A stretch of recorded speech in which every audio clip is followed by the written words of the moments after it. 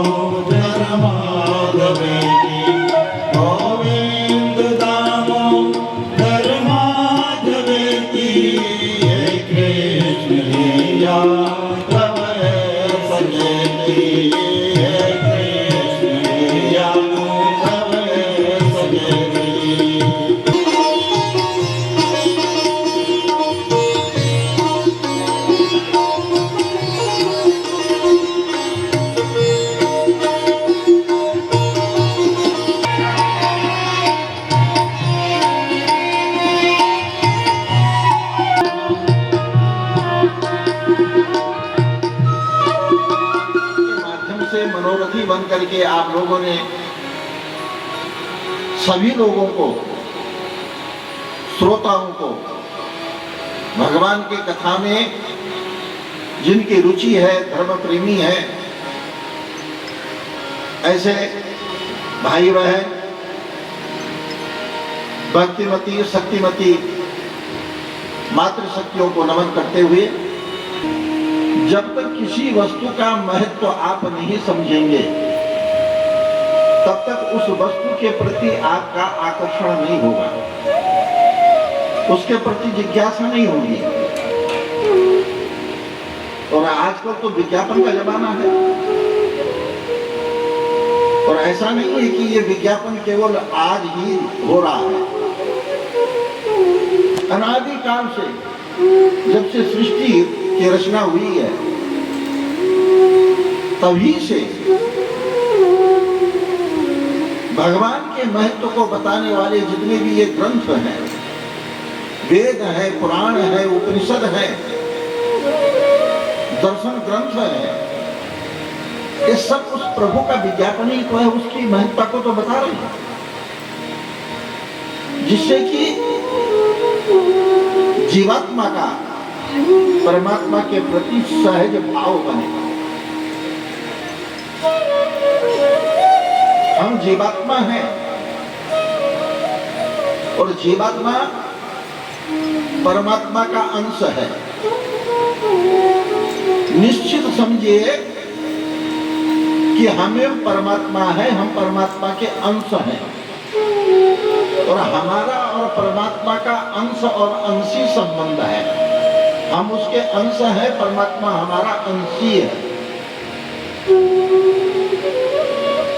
हमेशा शास्त्रों में कहा गया है कि अंश को शांति तब मिलती है, उसका जीवन सार्थक तब होता है जब वो अपने अंश को प्राप्त कर लेता है।